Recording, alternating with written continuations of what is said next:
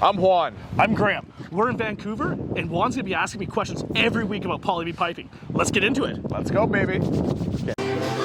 Graham, if you were looking for someone to remediate your Poly B, what are some of the things you'd be looking for in a contractor?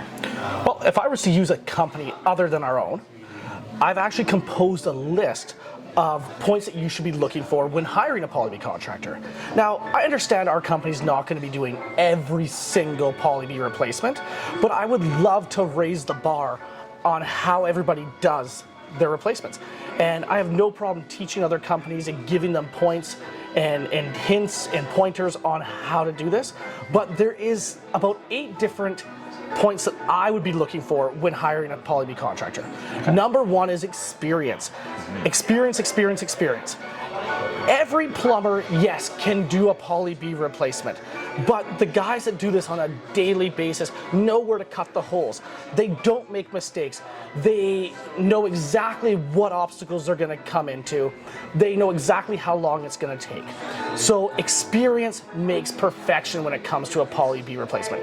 Also, I'm all about asking for picture proof, which is the next one. 100%. Online reviews are a great tool these days, but how can you believe that the review you're reading is actually legitimate? Back in the day, you used to call up references, but today, you can't trust anybody. You can use those as a guideline, but I'm a big believer that a picture says 1,000 words. We've all heard that saying. Any contractor and any technician that comes into your house and says they can do this Poly B replacement should be able to pull up their phone right in front of you and show you pictures of other jobs they've done. I know, for instance, my technicians, every single one of them should probably pull up their phone and either have pictures of their kids or pictures of the Poly B jobs that they're doing, because that's all they do is literally work and go home and play with their kids. It's funny you say that because I see pictures like that on your phone. That's all you have is my kids, my dog, my Poly B. That's about all that's on my phone.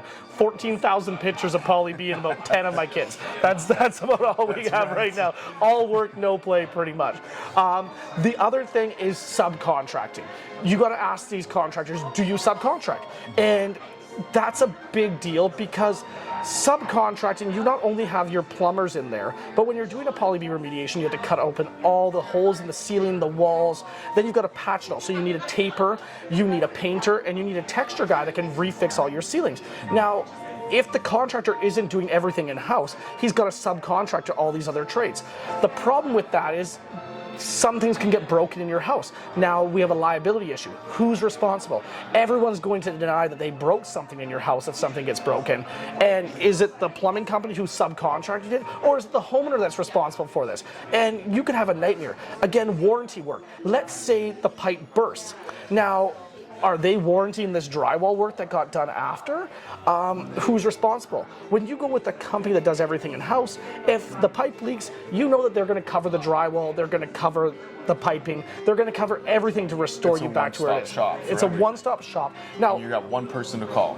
One person to call, one warranty, one point of contact. Wow, that takes a lot of extra headaches off the table. But mind you, if a homeowner wanted to general contract it, I'm not saying that it's a bad idea. If you definitely knew what you were doing or had the time to invest into it, subcontracting could be a great way to save money. But you do take on a lot of the risk yourself and a lot of stress. A lot of our clients, and I know you asked me what would I be looking for, but a lot of our clients call us because we're the one-stop shop. They call one person, I appoint one operations manager to that site. He oversees the entire project. It's one point of contact from start to finish. For any warranty work, it's all one point of contact. And with this, they can also give updates, periodic updates to their customers from point A to point B. Absolutely, but so can any general contractor. If you hired a general contractor to oversee the project, they should be giving you periodic updates as well. Again, the next point it brings me to is product that's being used. So there's a huge range of products that are being used. You can use Class C, Class B, Class A piping. Then there's valves. Do you want to use the cheap Chinese knockoff valves, or do you want to go to something like a really high-end dull valve or BMI valve? Okay. And everything can be a $3 shutoff valve for underneath your sink to $25 shutoffs like from dull. Now, the product will definitely make an impact on price, but it also makes an impact on the quality of work. Right. I'm a big believer of using the best of the best, because at the end of the day, my clients don't want to see me again. I don't want to see them again. No offense. Like if I run into them, I'll go have a drink with them or something. But you don't want to worry about what's going to happen inside your home in the future. This is the most important purchase of your life, your most important investment. We want to make sure it's protected. So cheaping out on quality of materials is just something I would stray away from. I would probably go to somebody that has the most expensive materials on their quote, and I would ask them to see exactly what they're using and why they picked those products, and hopefully they have rhyme and reason and a scientific reasoning behind why they're using that. We also have, you want to check for insurance. So a good company should have at least $5 million liability insurance per occurrence. So that means that any house that they're working in, they always have $5 million liability insurance. We live in a day and age where you don't know if the picture behind us is worth $5 or $5 million. And I've been to homes where they've been completely empty but a piano in the house. And then you do a quick search on your phone and find out, well, that's a $400,000 piano. So having proper liability insurance is always important. I'm assuming as well, that goes into sentimental value for certain objects as well. To take care of all those things, you do have that coverage. And that's the other, that brings us into, we not only have insurance, but it brings us into my next point, is how does the company protect your home?